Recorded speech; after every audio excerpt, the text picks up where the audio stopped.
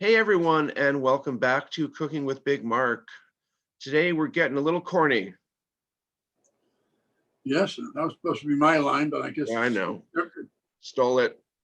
But corn, we're going to talk about corn. But if there was ever an American vegetable, the Americas, North and South, it would be corn. They say it sort of came out as a type of grass, a grainy grass in Mexico about 7,000 years ago. And the kernels were sort of stretched out. And then over time, it did not look anything like a current corn does. But over time, it became, they were small. But like everything else that humanity gets a hold of, they find ways of improving it, and getting it to suit their own purposes. But they became maize, and it was sort of went north and south, north up to here down in southern United States, became a big, huge thing. Then, of course, down in Mexico, South America, all your tortillas, everything is, everything, so much is based on corn. And there's a lot of things like a lot of industrial uses as well, which I obviously won't get into, but I don't know whether most people don't know their gas tanks. Their gas in the tanks is usually 10% ethanol, and ethanol all comes from corn. So it's sort of an interesting thing. When Columbus came over here, he took it and what they call the Great Exchange. He took the corn over to Europe, and from there on in, it became a staple over there as well. And so we're going to talk about corn, certain aspects of it. And the main one I'm going to talk about, well, first is the kinds of corn. There's really four kinds. There's what they call flint corn, which is that's known as the Indian corn. It has a hard outer shell, sort of a soft range of colors and all different things. Then they have what they call dent corn, which is what they call field corn, and that's usually used for livestock feed and for getting cornmeal and all that type of thing. Then there's fresh corn, which is a totally different thing in many aspects, which I'll get into in a minute. And then there's popcorn. The popcorn thing is a very hard kernel outside exterior and a very soft, moist interior. And what happens when it gets heated, the moisture expands and explodes, and that's where the popcorn comes from. Now, the big thing that's interesting about the different kinds of corn is all the corn, the dent corn and the field corn, flint corn, they leave that on in the field until it goes straight through, hardens up, dried out totally. And it's not touched until it's the last thing that comes out of the harvest. And then that's peeled off, so it's a very hard, coarse grain. And that's what they grind to make your cornmeal or your everything else. Whereas fresh corn, the sweet corn, is something you have to harvest right away because it doesn't long. The longer it sits in the cob, and there's a gestation period. But once you can see the first little tassels coming out, about 21 to 31 days, I think, before it gets to the point where it's going to be picked. But that can't be left on there. It can for a short while, but for the most part, you've got to get it picked, kept moist and everything, and spoiled. Of course, in the old days, and especially in the South, when they would have the big corn harvest, they'd get hundreds and hundreds and hundreds of corn cob husks and everything, and husk them, and then they blanch them sometimes in boiling water, then peel them off and freeze them, and they would use that for the whole rest of the year. So that's those are the basic kinds of corn. And then one of the big questions that comes up, and the one we'll discuss today, is the difference between polenta and grits. And people always want to know that as the third thing that corn is used for is cornbread and stuff. And I'm going to talk about that next time because there are so many different variations of cornbread, either hush puppies, hoe cakes, all these different things. So let's talk about the grits and polenta. Essentially, they're both the same. It's just different treatments. The polenta, the Italian polenta, is mostly yellow corn, whereas the grits are usually white corn, but the white comes from the way it is treated. They sort of treat it with lye, and it sort of is a term for it, but it softens the exterior and the shell. It makes it more palatable because grits in the South usually always were used for breakfast. It's like a porridge, and it'd be a finer grind. Mm-hmm. And going through that process made it more palatable. And grits are almost always done with just plain water. That's all, water in the corn. Then when it's cooked, they would adorn it with things like syrup, fruit, berries, just butter and sugar. That became sort of the real essential Southern breakfast. It never quite made its way north, but that's what it was. Polenta, on the other hand, now has become sort of staple in Italian cooking. And the way you cook that really is it depends on the size of the grind. The larger the little piece that's ground, it takes longer for that to absorb the liquid. And that's why those things, if you do it right, they say it's 30, 35, 40 minutes. There's instant polenta, but it's not as good as the real stuff. The long-lasting one that's properly ground, has a toasty flavor, so on and so forth. The ratio of liquid to the grain itself is usually 4-to-1. So whatever liquids that you are using, you want to do 4-to-1. And anything polenta, anything you can put on Italian pasta, sauces, mixtures, anything else, you can do the same thing with polenta, except rather than mixing it in, you just put it on top of it. But I like to mix a lot of things. One of the things, my favorite combination, that is spinach and onions and feta cheese mixed in with the polenta, makes a nice accompaniment to roast and to other things like that.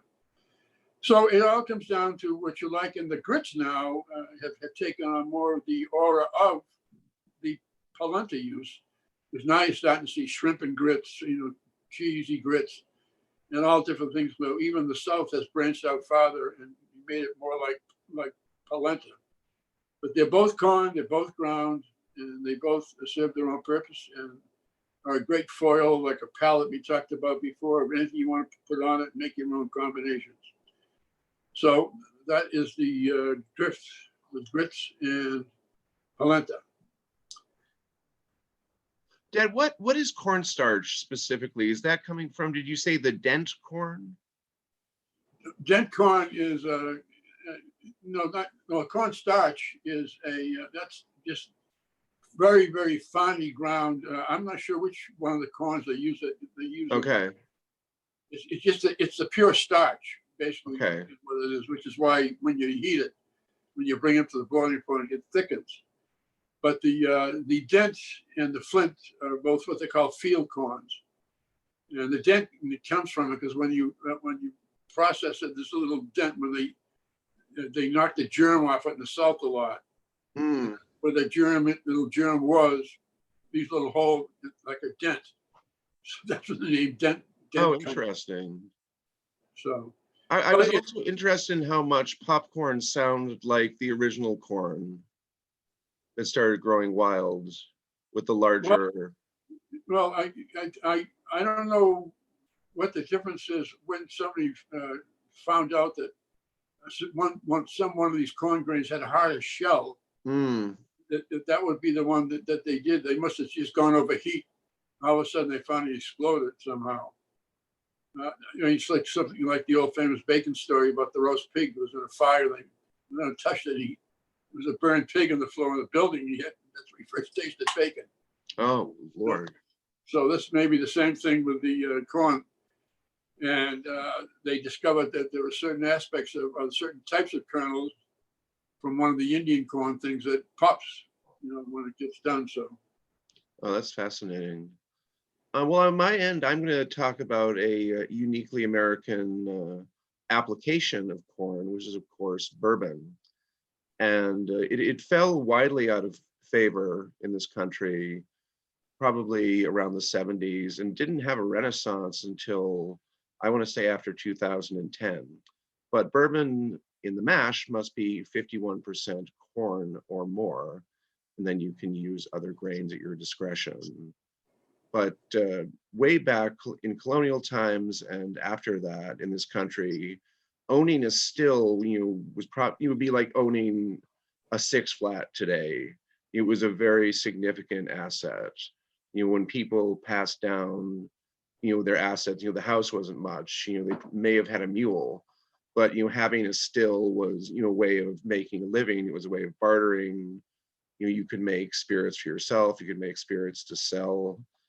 And if you read any accounts of, especially colonial era America, in terms of alcohol consumption, the only thing that I would be able to compare it with is something in the Satyricon or other, accounts of Roman overindulgence. I mean, just, they build a barn, it's a holiday, like just the sheer description of whiskey, perries, beers, ciders, all of the stuff that they could distill or make one way or another from the various grains available are just mind-blowing. And of course, it was also an issue of sanitation. That was, beer was clean because it had been processed in a way that their water supply often wasn't. So very, very interesting period in American history with the early distilling. But as I said, after the 70s, bourbon fell out of favor hugely, and the big distilleries were still making really good bourbon, but they were making it for the foreign markets, especially Japan. Even if you worked at the Four Roses factory, you could buy their blended stuff, which was really kind of garbagey. But the stuff they were selling to Europe and Japan, they couldn't even buy themselves, even though they worked in the factory.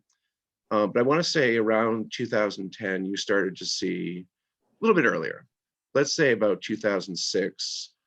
I remember when I worked at Everest, we had 3 bottles of Poppy Van Winkle as a dessert pairing. And we fast forward 10 years, you couldn't get your hands on a bottle of that, for love nor money. It was such a fast evolution.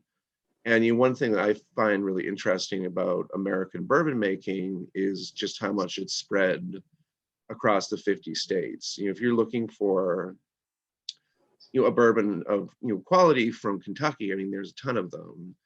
I think even a basic Wild Turkey 150 is really good bourbon. You remember the Four Roses I still got some of it. yeah, single barrel that Sean and I brought for Christmas one year. It's exquisite.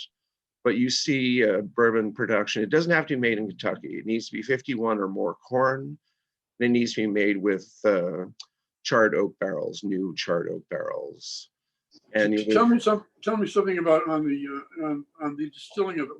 Why is copper? I know it's a good heat conductor for cooking, but why is copper seem to be such a big thing in the stills? I think it's about temperature conduction. I think that would be, I would agree with you on that. And I think also probably for sanitary purposes, it's not, putting any kind of heavy metal into whatever you're boiling in there. But it's expensive. It's an interesting question. I can't fully flesh out an answer, but you're right. Very, very common. And certainly I don't think these early stills people were passing along were necessarily copper. No, it's just the one you see now. Yeah, I mean, one incipient bourbon distillery in Colorado, Peachtree, and I love their bourbon. They started, their first still was a cobbled together mess. And it sounded like bicycle parts and all sorts of, they use whatever they could get their hands on to make a fungible still. And of course now I'm sure they have a lovely pot still, but not at the time. If you're looking outside of, certainly in Kentucky, the ones I mentioned, Noah's Mill is awesome. Belle Meade bourbon is fantastic and it's not that expensive. Outside of Kentucky, Head Frame Distillery in Montana, in Ohio, Middle West and Watershed are both excellent. And there's even, at least the last time that I was buying for a bourbon program, there was a bourbon distillery in Rockport, Dad. No kidding. Isn't it? I mean, it's all over the place. And if you go You used to, if you search for a state, they would have one bourbon distillery.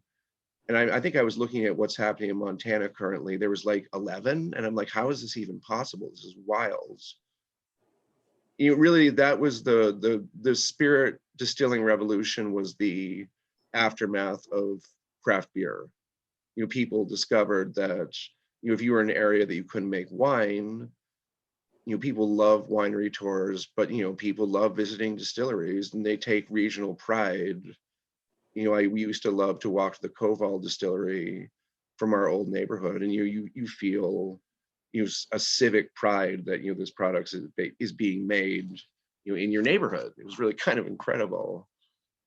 So yeah, that's a little bit about bourbon. It's been a pleasure seeing you all, as always. Dad, thank you. That was a great corn background. A lot of stuff I had no idea about, so really cool. Thank you so much. You're welcome. All right, everyone, have a good week. We'll see you soon.